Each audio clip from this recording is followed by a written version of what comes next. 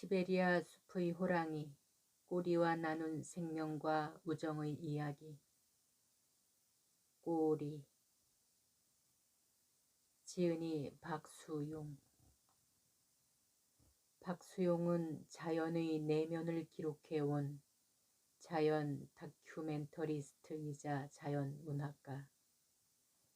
1964년 경남 거창 출생. 서울대 영문학과를 졸업한 뒤 EBS에 입사했다. 긴 시간과 광막한 미지의 공간에서 할 수 있는 일을 하고 싶다는 마음에 이끌려 자연 다큐멘터리스트가 되었다. 생명 하나하나의 일상을 내밀하게 담아낸 수십 편의 다큐멘터리를 제작했다. 2011년에 국제 NGO인 시베리아 호랑이 보호협회 STPS를 설립, 시베리아 호랑이 보호 및 연구 활동에 힘쓰고 있다. 1997년 러시아 연해주에서 야생 시베리아 호랑이를 처음 관찰한 이후 한 해의 절반 이상을 시베리아에서 보내며 시베리아 호랑이를 연구하고 기록한다. 그 결과 이전까지 세계에 1시간도 기록되어 있지 않던 시베리아 호랑이를 1500시간 넘게 영상으로 담아낸다. 27년의 추적과 2만 시간의 잠복, 그 외롭고 혹독한 시간이 만들어낸 결실이었다. 초인의 인내로 자연의 일부가 되어 살아있는 자연을 포착한 박수용의 작품들은 자연에 대한 깊은 이해와 통찰, 생명에 대한 따뜻한 시선, 나아가 동물도 인간과 마찬가지로 영혼을 가지고 살아감을 보여준다. 1997년 시베리아, 잃어버린 한국의 야생동물을 찾아서 7부작으로 제11회 올해의 프로듀서상을 수상했다. 2003년 시베리아 호랑이 3대의 죽음으로 프랑스 줄베른 영화제 관객상, 블라디보스톡 국제영화제 특별상을 받았다. 이 작품은 2010년 상트페테르부르크에서 주최한 세계 호랑이 보호를 위한 정상회담의 개막작으로 상영되기도 했다. 2013년 미국 공영방송 PBS에서 제작 방영된 자전적인 다큐멘터리 시베리아 호랑이 탐사가 여러 국제영화제에서 촬영상 및 작품상을 받았다. 그 밖에 제1회 삼성언론상, 제8회 도쿄 국제지구환경영화제 최우수 작품상, 제32회 백상예술대상 등 다수의 상을 수상했다. 저서로 자연문학의 고전이 되어 마땅한 작품, 타임즈이라는 찬사를 받은 시베리아의 위대한 영혼이 있다. 작가의 말. 저는 오랜 세월 연해주와 만주에서 야생의 시베리아 호랑이를 관찰해온 다큐멘터리스트였습니다. 땅속이나 나무 위에 잠복하고 호랑이들이 다니는 길목에 무인 카메라를 설치해 호랑이를 관찰하고 촬영했습니다. 호랑이를 쫓아다니는 것이 아니라 오랜 세월 호랑이가 다니는 길목을 조사하고 그중 출몰이 잦은 곳에 잠복지를 만들어 호랑이가 올 때까지 기다렸습니다. 제가 처음 시작한 촬영 방식은 언젠가부터 보편화되어 이제는 해외 다큐멘터리 제작팀들도 이런 방식으로 호랑이를 촬영하고 있습니다. 호랑이 다큐멘터리를 제작하는 것은 저나 제작사의 이익이 되고 명성을 높이는 일이었지만 멸종 위기의 시베리아 호랑이에게는 도움은커녕 피해만 주는 일이었습니다. 잠복지와 그 속의 인간 냄새 때문에 호랑이들은 제 영토를 활보하지 못했고 무인 카메라의 쇠 냄새와 총구를 닮은 렌즈 모양 때문에 호랑이들은 먼 길을 돌아가야 했습니다. 야생 호랑이는 제 영토에 인간이 더 많이 출몰하는 상황이 끔찍했을 것입니다. 그들 처지에서 인간은 성가시고 위험한 존재이기 때문입니다. 세월이 흐르면서 저는 야생 호랑이를 더 깊이 이해하게 되었고 그들의 애환도 알게 되었습니다. 그들의 삶에 대한 이해가 깊어질수록 다큐멘터리 제작은 가획길로 여겨졌고 그들에게 실제 도움이 되는 일을 하고 싶어졌습니다.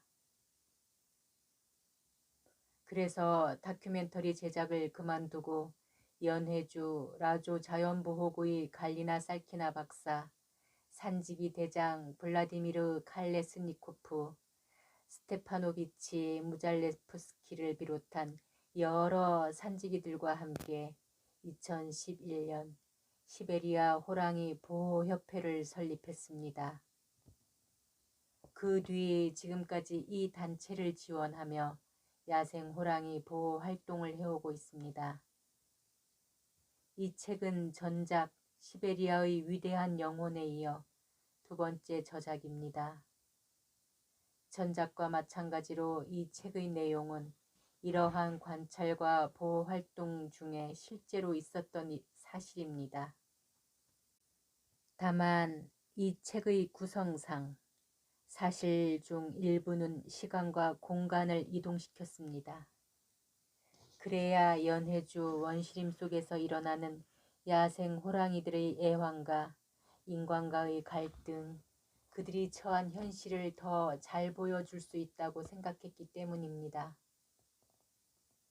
또한 이런 일을 겪으면서 느낀 감성을 다큐멘터리로는 전부 표현할 수는 없다는 생각에 논픽션 자연문학이라는 글의 형식으로 이야기를 써내려갔습니다.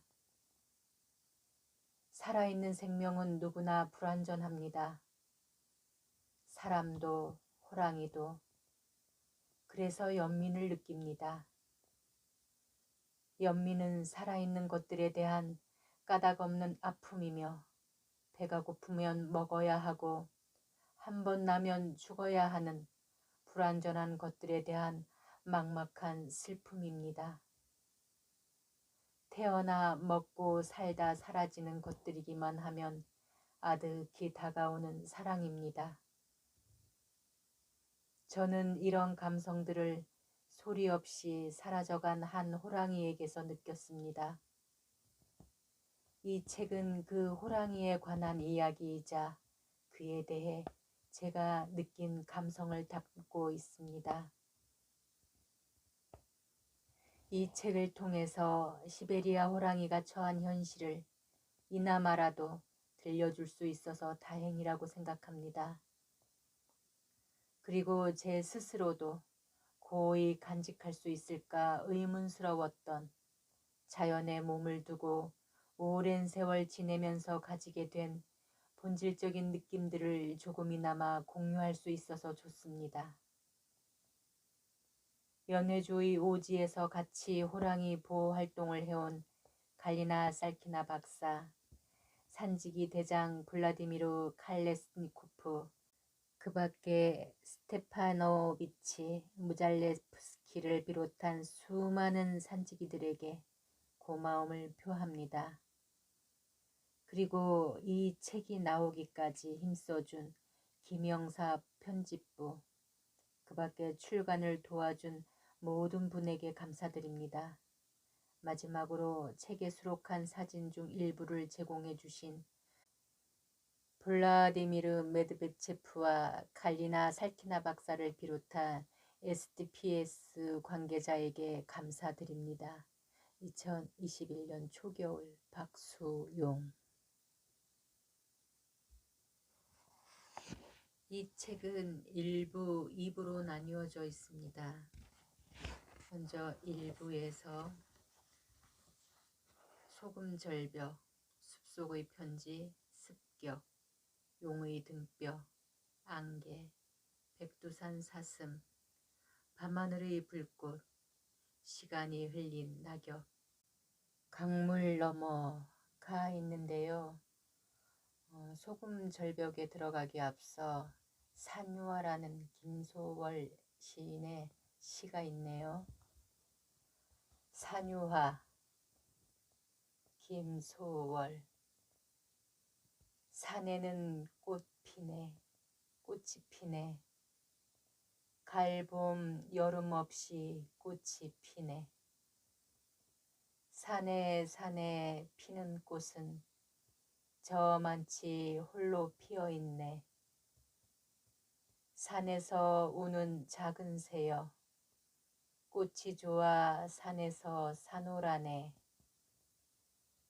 산에는 꽃 지네, 꽃이 지네. 갈, 봄, 여름 없이 꽃이 지네. 소금절벽. 검붉은 개미들이 떼지어 온다. 몸속 깊은 곳이 간질거린다. 몰려온 개미들은 간장과 폐부를 조각조각 떼어 먹고 심장으로 올라온다. 숨이 막힌다. 조성강의 물결은 고요하다. 멀리서 외가리가 회를 친다. 따분할 정도로 평화로운 숲과 은은한 물결 소리에도 내 마음에 경랑이 인다.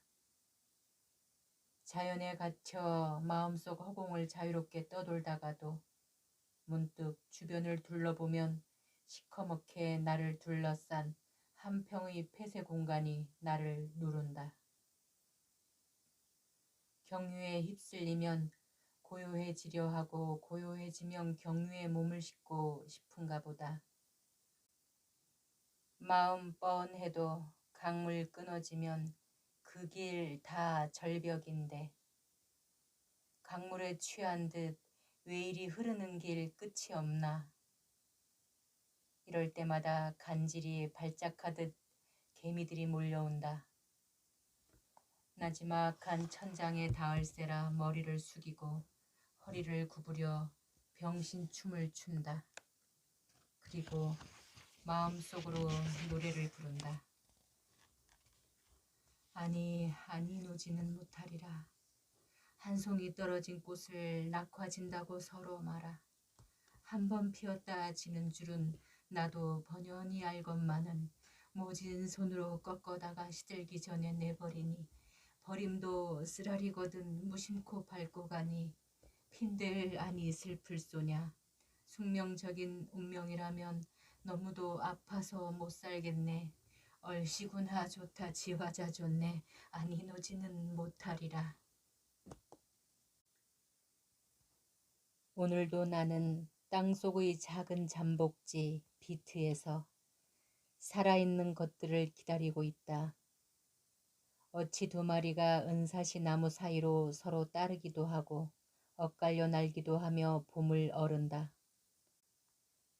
그러다 검푸른 잣나무 가지에 내려앉더니 보라색 별꽃이 갓 피어난 바닥으로 날아내려 깡충깡충 뛰기도 하고 아장아장 걷기도 하며 메마른 잣나무 잎들을 뒤적여 드문드문 떨어진 잣송이와 지렁이를 찾는다. 매에게 잡혀간 수컷의 죽음에도 새끼를 먹여 살리기 위해 정신없이 분주한 푸른 박새. 겨울의 냉기로부터 벗어나 땅굴 입구에서 실룩이는 땅벌. 그 옆에서 연초록 우물 돋우는 산마늘. 내가 슬프듯 긴 겨울을 이겨내고 꿈틀거리는 저 생명들도 슬프다. 나 자신을 충분히 탐험한 뒤 나를 둘러싼 다른 생명들이 비로소 눈에 들어올 때 그들도 나처럼 태어나 살기 위해 고민하다 사라지는 존재라는 사실을 깨닫는다. 그들도 나와 같이 배가 고프면 먹고 싶고 잠이 오면 자고 싶고 한 번 나면 한 번 죽는 존재들이다.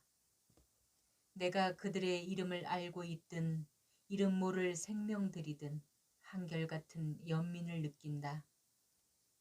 존재의 생성과 소멸을 멀리서 바라보는 순수한 마음은 이런 느낌이 들 때 생겨난다. 살아나는 바깥 세상을 바라볼수록 오지의 반평짜리 비트에서의 시간은 느려지고 내 종족과 살아있는 것들에 대한 그리움은 봄철 구애를 위해 사방에서 한사코 몰려드는 물뱀과 두꺼비 떼의 그것처럼 진해졌다. 이 비트를 기어나가 새 생명 움트는 저 숲길을 걷고 싶다. 꽃피고 잎게 나는 저 길을 끝없이 걷고 싶다. 설령 저 숲을 걷는다 하더라도 나는 맨발로 걸을 것이다. 저 평화로운 숲의 외면도 내 마음 깊은 곳에선 너무 외로워 보여 내 발바닥으로라도 애무하며 걸을 것이다. 삶에 집착하면 죽음이 허술해지고 죽음을 이해하면 삶이 허망해진다. 간질처럼 도지는 이 허술함과 허망함을 달래기 위해 나는 야트막한 비트에 머리가 닿을세라 무릎을 굽히고 허리를 구부려 또다시 병신춤을 추었다. 살아있는 것들과 오고 있을 것들이 들을까봐 노래는 마음속으로만 불렀다. 깊이. 봄 햇살이란 먼 산의 아지랑이 같아서 이쪽에서는 마른 덤불에 쓸쓸히 얽히고 저쪽에서는 가피어난 이파리에 유리알처럼 튕기는 데다 너절하게 달라붙는 물모기와 각다기까지 어른거려서 강변 둔치가 가까워졌다 멀어졌다 하며 울렁거렸다. 그 속에서 휘리릭 움직였다. 강가의 아름들이 자작나무 밑이었다. 다시 휘리릭 움직였다. 저게 뭘까? 길쭉한 게 지팡이 같기도 하고 구불거리는 게 구렁이 같기도 했다. 잠시 조용하더니 또다시 휘리릭 움직였다. 검은색과 누런색이 번갈아 띠를 이루고 있다. 머릿속에 어떤 형체가 얼핏 떠올랐다. 꼴이었다. 호랑이 꼴이었다. 거칠어지려는 호흡을 가다듬고 주의 깊게 앞을 살폈다. 역시나 두툼한 호랑이 꼴이었다. 마른 덤불이 뒤엉킨 데다 햇살까지 어른거려서 꼬리의 주인은 보이지 않고 꼬리만 팔랑팔랑 물모기를 쫓고 있다. 거대한 육식 동물의 은밀한 잠복에도 사륙이나 죽음을 앞둔 예리한 기운은 없다. 내 안의 기운이 허해져서인지 섬찟함이나 두려움 같은 것도 느껴지지 않는다. 다만 검고 노란 띠가 아지랑이 피어오르는 덤불 사이로 살랑일 때마다 내 안의 자존감이 한꺼풀씩 벗겨지며 익혀진 고대의 숲으로 돌아가는 기분이 들었다. 언제부터 와 있었을까? 전혀 눈치를 채지 못했는데 잠복지 40m 앞 아름드리 자작나무에서 다시 30m 앞은 소금 절벽이다. 흘러내리던 산맥이 강을 앞두고 끊어지며 자작나무가 늘어선 진흙 절벽이 형성되었다. 절벽을 휘돌아 굽이치며 조성강이 은빛 비늘을 반짝인다. 부드러운 강바람에 물오른 자작나무의 달콤한 내음이 실려왔다. 그 끝자락에 짭짤한 소금기가 배어있다. 어느 숲이든 소금기가 밴 토양이 한두 곳쯤 있기 마련이다. 소금 절벽은 그런 곳이다. 울긋불긋한 진흙에는 빗물이 흘러내리며 만든 물골들이 쭉쭉 파여 있고 그 위에 초식동물이 긴 혓바닥으로 소금기를 핥아낸 자국들이 마치 어미소가 송아지의 등짝을 핥아놓은 것처럼 매끄럽게 반질거리며 여기저기 널려 있다. 해마다 봄이 되면 사슴이나 노루, 멧돼지 같은 동물들이 소금기를 핥으러 50m가량 이어진 이 진흙 절벽을 찾는다. 그런 동물들을 관찰하기 위해 나는 으슥한 덤불 밑에 비트를 파고 들어가 숲의 고독을 누리고 때로는 달래며 여러 달째 잠복하고 있었다. 내가 사슴을 기다리듯 저 앞에 웅크린 꼬리의 주인도 그런 동물을 기다리고 있다. 꼬리에게 묘한 동요의식이 느껴졌다.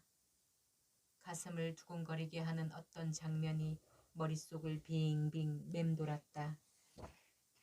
조성강을 뛰고 돌아 나오는 소금 절벽의 입구로 멋진 뿔을 가진 수사슴이 암컷들을 데리고 나타난다. 눈을 부릅뜬 꼬리가 사슴의 시선을 고정한 채 앞발을 가지런히 모아 턱 밑으로 당긴다. 그리고 그 위에 고개를 딱 붙이고 미동도 하지 않은 채 집중한다. 한 걸음 한 걸음 오다 서다 수사슴이 점점 가까이 다가온다. 꼬리는 바짝 오그려 양 옆구리에 갖다 붙인 뒷다리를 움찔움찔. 언제든 지면을 박차고 뛰어나갈 듯 온몸을 활처럼 웅크린다. 기다란 목을 실룩이며 주변을 살피던 수사슴이 경계를 풀자 암사슴들이 흩어져 소금 절벽으로 다가선다. 지켜보던 수사슴도 소금 절벽을 향해 천천히 걸어간다. 수사슴이 소금 절벽의 진흙을 막 핥으려는 순간 움찔거리던 꼬리가 웅크린 몸을 퉁긴다. 첫 번째 도약의 수사슴이 눈치를 채고 두 번째 도약의 놀란 수사슴이 몸을 돌리고 세 번째 도약의 수사슴도 필생의 첫 도약을 한다. 그리고 꼬리의 네 번째 도약이 수사슴의 두 번째 도약과 맞물리며 둘은 한 몸이 되어 자갈밭을 뒹군다. 왜? 수사슴의 단말마 비명이 조성곡의 나른한 기운을 뒤흔든다. 수사슴의 뒷다리가 푸들푸들 떨리다 이내 축 늘어진다. 목줄을 물었던 피 묻은 송곳니를 드러내고 꼬리가 결기서린 얼굴을 내 쪽으로 천천히 돌린다. 기대가 부풀어 오를수록 사방은 고요해졌다. 강가에 늘어선 자작나무들이 강바람에 훤칠한 가지를 설렁이며 잎을 희뜩희뜩 뒤집는다. 그중 한 그루 딱따구리가 파먹은 구멍에 수컷 잃은 박새가 둥지를 틀었다. 어미가 먹이를 물어올 때마다 새끼들이 아귀다툼을 벌인다. 시간이 지날수록 물모기떼가 극성을 부린다. 단군 신화에서는 호랑이가 곰보다 참을성이 부족하다는데 실제로는 그렇지도 않은 모양이다. 조성강의 물결 소리는 잔잔하다. 사슴이 나타나기를 고대하며 나도 꼬리도 숨을 죽였다. 꼬리를 휘둘러 모기를 쫓을 뿐 벌써 1시간 넘게 꼼짝도 하지 않는다. 자갈 튀는 소리와 함께 강물이 첨벙거렸다. 우수리 사슴 5~6마리가 소금 절벽 넘어 조성강을 건너오고 있다. 2마리는 물이 얕은 곳을 골라 절반쯤 건넜고 나머지는 강 건너 자갈밭에서 서성이고 있다. 살랑이던 꼬리의 움직임이 멈췄다. 심장 박동이 빨라지기 시작했다. 하나 둘 사슴들이 강을 건넜다.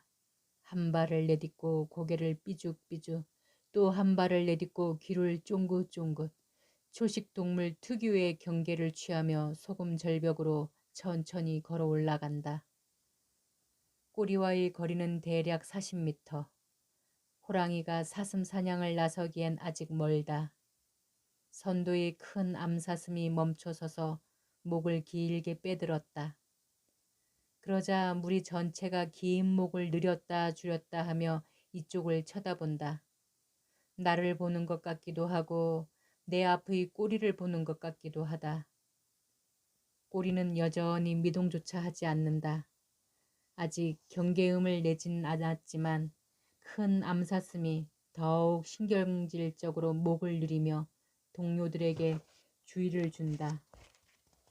두 갈래 뿔이 달린 젊은 수사슴이 한쪽 발로 자갈밭을 탕탕 찼다. 삐에 삐. 마침내 큰 암사슴이 끓는 주전자에서 뜨거운 김이 터져 나올 때처럼 얇고 높은 울음을 날카롭게 터뜨렸다. 그 소리에 맞춰 사슴무리가 돌아서 달렸다.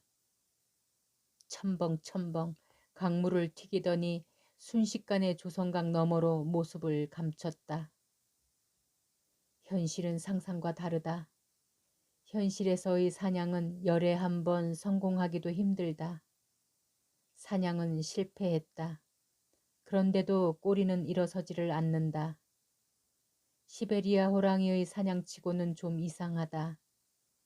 사냥에 실패했으면 다음 사냥감을 찾아 자리를 뜨는 것이 보통인데 꼬리는 꼬리만 갸웃거릴 뿐 조용하다. 사슴이나 멧돼지는 철마다 좋아하는 먹이가 나는 곳으로 이동하며 생활한다. 초봄에는 땅이 일찍 녹아 식물의 알뿌리를 캐어 먹을 수 있고 새싹이 빨리 나오는 양지 바른 곳으로, 봄에는 배 속의 새끼에게 겨우내 섭취하지 못한 염분을 공급하기 위해 소금기가 있는 곳으로, 여름 장마가 시작되면 부드러운 새순이 뒤늦게 올라오는 야산이나 숲속의 모기를 피할 수 있는 강가로, 가을과 겨울에는 열매가 많이 떨어진 숲으로 움직인다. 겨울철 잣나무 숲에 가보면 바닥의 눈과 낙엽이 온통 파헤쳐져 있다. 사슴과 멧돼지가 도토리나 잣송이를 찾아먹은 흔적이다. 바늘 가는데 실 가듯 시베리아 호랑이는 이런 동물들을 따라다니며 사냥한다. 가끔은 그런 곳에 미리 가서 잠복하기도 하지만 사냥에 실패하면 훌훌 털고 일어선다. 사냥감이 줄어서 저러는 걸까? 요즘은 온갖 방식의 밀렵이 기승을 부려 큰 무리를 지은 사슴이나 멧돼지 떼를 보기가 힘들어졌다. 그래서 사냥감을 찾아 나서기보단 괜찮은 사냥터인 이곳에 눌러앉아 몇 마리의 사슴이라도 기다리는 것이 나은 걸까? 아니면 늙은 호랑이인 걸까? 호랑이도 나이 들면 뼈마디가 틀어지고 순발력이 떨어져 사슴이나 멧돼지같이 눈치 빠르고 재빠른 동물은 따라잡기가 힘들어진다. 그래서 늙은 호랑이는 동물들이 나타날 만한 장소에 미리 가서 줄곧 기다리곤 한다. 꼬리의 주인은 곱비 메인 암소가 주저앉아 되새김질 할 때처럼 움직일 줄을 몰랐다. 살랑이는 꼬리짓 속에서 날이 점점 어두워졌다. 새벽 안개가 강을 따라 너울거리다 마른 모래에 물방울처럼 스며들었다. 밤을 달래며 초목을 잠재우던 강물 소리 위로 다시 박새 새끼들이 먹이 보채는 소리가 들려왔다. 해오라기 한 마리가 과과 소리를 흘리며 강을 거슬러 올라갔다. 태양이 계곡을 깨우자 아주 오래전 잃어버렸던 친구를 다시 만난 것 같았다. 그 느낌은 곧 햇살 속으로 흩어지며 사라졌다. 꿈에서 깨어나 다시 삶을 정면으로 바라보지 않으면 안 되는 낮의 시간이었다. 꼬리의 움직임은 사라지고 없었다. 태양이 자작나무 꼭대기로 떠오를 때까지 기다리며 주변을 자세히 살폈지만 아무런 낌새가 없다. 밤사이 별다른 기척을 느끼지 못했는데 꼬리는 어느새 떠나버렸다. 바람의 방향이 바뀌어 나의 냄새를 맡았는지도 모르겠다. 잠복지에서 조심조심 기어나왔다. 내 무릎팍과 발밑에서 부러지는 마른 나뭇가지 소리에 깜짝깜짝 놀라며 꼬리가 머물렀던 아름드리 자작나무로 천천히 기어갔다. 자작나무 밑에는 무거운 형체에 짓눌렸던 새싹이며 마른 풀들이 납작하게 누워 있었다. 주변의 풀과 덤불에는 새벽 이슬이 송골송골했으나 꼬리가 누워 있었던 자리는 이슬에 젖지 않았다. 잠복지를 괜히 나왔다는 후회가 들었다. 떠난 지 얼마 되지 않았고 아직 주변에 있을지도 모른다. 마음을 차분히 가라앉히고 주변을 돌아보며 귀를 기울였다. 조팝꽃 타래 사이를 날아다니는 풍뎅이들의 날갯소리에 섞여 때를 쓰듯 들려오던 박새 새끼들의 울음소리가 뚝 그쳤다. 몸이 서늘해지며 근질거렸다. 허리 언저리에서 시작된 그 감각이 등을 타고 오르더니 가슴을 쥐었다가 머리카락을 쭈뼛 세우고 빠져나갔다. 주변을 다시 둘러보았다. 풍뎅이와 물결 소리 외에 숲은 기척 하나 없이 고요했다. 그런데도 내 몸을 관통하며 소름을 돋게 하는 어떤 기운이 그의 존재를 느끼게 했다. 어떤 느낌은 너무 강렬해서 때로는 우리의 허울을 뚫고 본질적인 것으로 가슴에 바로 파고들 때가 있다. 내가 짝사랑하는 상대가 먼 발치에서 나를 바라볼 때나 충분히 나를 상대하며 심지어 죽일 수도 있는 어떤 존재가 숲속 어딘가에 은밀히 몸을 숨기고 나를 바라볼 때 이런 느낌이 일어난다. 죽음이 가까이 있을 때 살아있다는 감성을 더 진하게 느낀다. 나는 그를 볼 수 없지만 그는 나를 보고 있다. 강가로 난 자작나무 오솔길에 이슬에 젖은 어린 침엽수 몇 그루가 서 있다.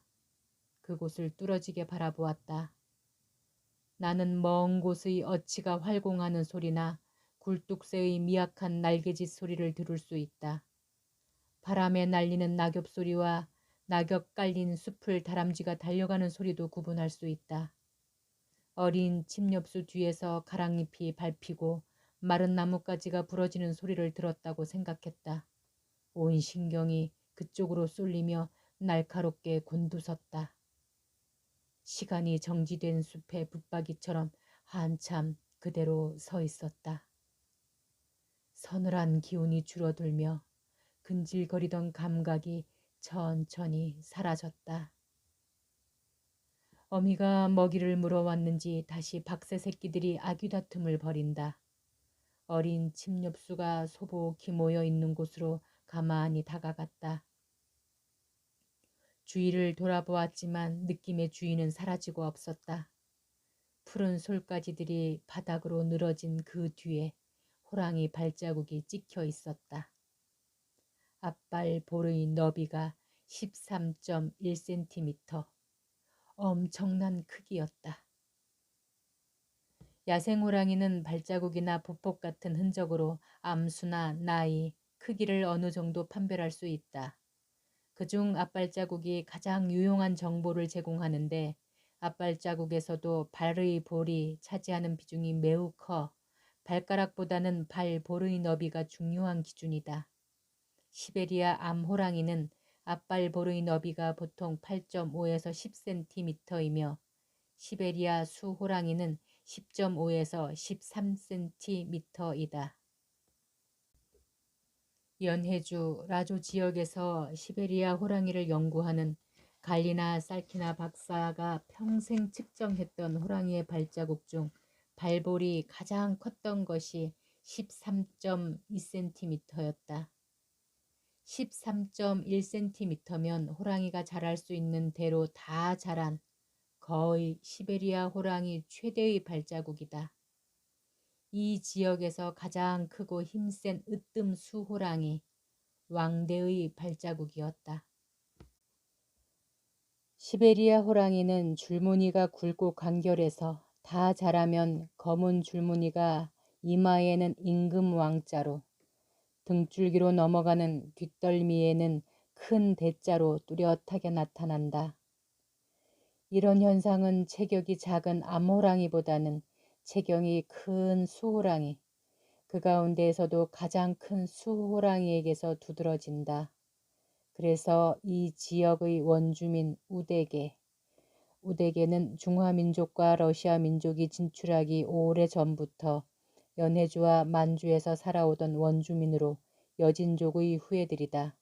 우리 민족과 마찬가지로 언어학상으로는 알타이, 인종학상으로는 퉁구스 계통에 속한다. 우데게는 한 지역에서 가장 크고 강한 수호랑이를 왕대라 부른다. 살랑이던 꼬리의 주인은 왕대였다. 온갖 위험과 액땜거리가 도사리는 자연에서 밀려나거나 사라지지 않고 왕대로 성장한다는 것은 쉽지 않은 일이다. 때로는 자존심을 접고 물러서야 하고 때로는 용기를 내어 결판을 지어야 하며 심지어 떨리는 속마음을 감추고 무모한 배짱을 부려야 할 때도 있다. 그러고도 끊임없이 다가오는 경쟁을 이겨내야 하며 가만히 있어도 스스로 찾아드는 질병이나 부상과 같은 불운을 피해야 가능한 일이다. 그렇게 해서 왕대가 되면 누구도 두려워하지 않고 아무것도 꺼리끼지 않으며 숲을 활보할 수 있다. 가고 싶은 만큼 가고 간 만큼이 자신의 영역이며 그 안의 모든 암호랑이와 사냥터는 자신의 차지가 된다. 왕대들은 보통 4~5마리의 암호랑이를 거느리며 2000제곱킬로미터, 3개 도, 4개 시군에 걸쳐 있는 지리산 국립공원의 면적이 약 473제곱킬로미터다. 2000제곱킬로미터 이상의 영역을 돌아다니는데 그 영역의 광대함은 가늠하기 어려울 정도다. 왕대가 되기까지 키워왔던 육체적 풍모에 더해 1인자가 되었을 때라야 가질 수 있는 정신적 고향은 왕대를 더 돋보이게 한다. 늑대 무리에서 가장 먼저 으르렁거리거나 이빨을 드러내는 개체는 그 무리의 우두머리가 아니다. 그는 무리의 나팔수거나 우두머리를 의식하는 존재일 뿐이다. 호랑이라 하더라도 여유가 없다면 자신이 먼저 겁먹고 덤벼들거나 볼성사납게 도망친다. 하지만 왕대는 다르다. 1인자만이 가지는 카리스마와 너그러움이 마음을 더 여유롭게 하여 자잘한 마찰 같은 것은 아예 생기지도 않거나 뛰어넘어 버린다. 가지지 못했을 때의 악착스러움이 가졌을 때의 여유로 바뀌게 되고 그래서 같은 종족이나 인간과 같은 다른 종족과의 우연한 만남에서도 서로 간의 사고 없이 적절하고 품위 있는 양보가 이루어진다. 꼬리의 발자국은 끊어졌다 이어지며 오솔길을 따라 조성강 상류로 올라갔다. 나무가 울창하고 오솔길은 가늘어 길이 비좁게 열렸다가 지나가면 금방 닫혀버리는 듯했다. 굵은 나무들 뒤에선 누군가의 숨은 시선이 느껴지는 것 같았고 습한 땅에 가끔 찍힌 커다란 발자국은 지금 바로 내 앞을 걸어가는 듯했다. 칼날 위를 걷는 듯 숲속을 떠도는 자연의 그 감각은 너무나 명확하고 깊이 다가와서 그의 존재가 실제 나와의 물리적 거리에 비해 훨씬 가까이 느껴졌다. 그런데 발을 디딘 자리마다 발자국 뒤쪽이 조금씩 이지러져 있다. 발가락이 진흙을 먼저 건드리고 있다. 체격이 작은 암호랑이는 몸이 가벼워 사뿐사뿐 걷지만 몸이 무거운 수호랑이들은 눈길을 걸을 때 앞발을 끈다. 앞발을 딛기 전 발가락이 먼저 지면에 닿아서 발자국 뒤쪽에 초승달 모양의 흔적을 남긴다. 눈이 깊을수록 그리고 늙어서 몸이 무거울수록 초승달이 커져 나중엔 반달 모양이 된다. 꼬리는 눈밭보다 얕고 단단한 진흙 위를 걸어갔는데도 발을 끌고 있다. 발자국이 무거워 보였다. 늙은 왕대였다.